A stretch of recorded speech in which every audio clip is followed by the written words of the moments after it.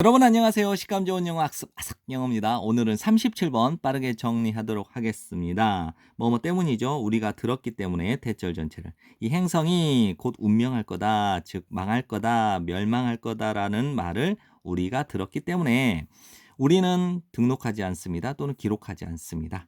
점점 증가하는 수, 과학적 연구에 점점 증가하는 수를 기록하지 않아요. 어떤 연구냐? 증명해주는 다른 종의 회복력을 증명해주고 있는 과학적 연구에 점점 증가하는 이 수를 기록하지 않는다. 어차피 지구가 멸망할 건데 다른 종들의 회복을 증명해주는 그 과학적 연구를 기록해봐야 무슨 소용이 있겠니? 예를 들어서 이제 기후에 이끌린 이제 교란이니까 기후 변화 때문에 생긴 이 교란이 영향을 끼치고 있는 중입니다. 전 세계적인 해안의 해양 생태계 더 빈번하게 더 큰 강도를 가지고 됐죠? 이것은 윗문장 전체는 세계적인 문제예요. 긴급한 조치를 요구하는 세계적인 문제입니다. 하지만 이제 바이오 사이언스라는 이 잡지의 2017년 논문에서 상세하게 기록된 것처럼 또한 존재합니다. 어떤 상황들, 어떤 경우들이 어떤 경우냐? 해양 생태계들이 보여줘요. 놀라운 회복력을. 극심한 기후 사건들에 대해서. 그죠? 이제 한 지역이 있습니다. 예를 들어서 한 지역이 있는데 이제 호주죠. 오스트레일리아. 호주의 서부에 있는 한 지역에서 90%까지의 그 살아있는 산호가 소실됐었어요. 없어졌었어요. 바닷물의 온도가 상승했을 때. 그리고 유발을 했습니다. 것을 과학자들이 부르는 것 뭐라고? 네, 산호백화라고 부르는 이것을 유발했습니다.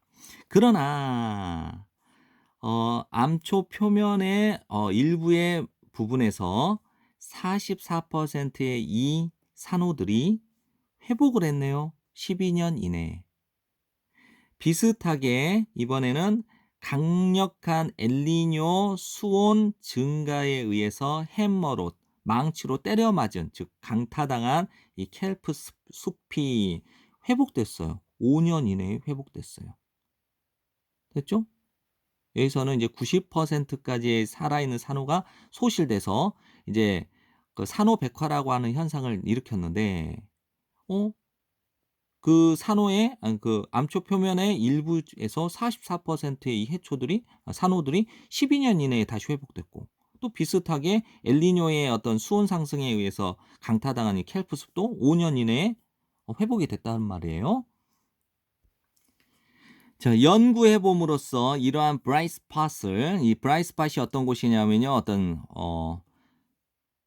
이 상황들이죠. 이 상황들을 이제 웨어리 이제 설명을 해주는 겁니다. 공간적 개념이니까 생태계가 지속돼요. 심지어 뭐뭐에 직면하여서도 주요한 기후의 영향에 직면하여서조차도 생태계가 지속되는 이러한 상황들인 these bright spots, 이 bright spot을 연구함으로써 우리는 배울 수 있게 됩니다. 어떠한 관리 전략들이 도움을 주는가 최소화시키는데 파괴적인 힘을 그리고 양육하다 또는 키우다 이거죠. 회복력을 키우는데 도움이 되는지를 알 수 있게 됩니다.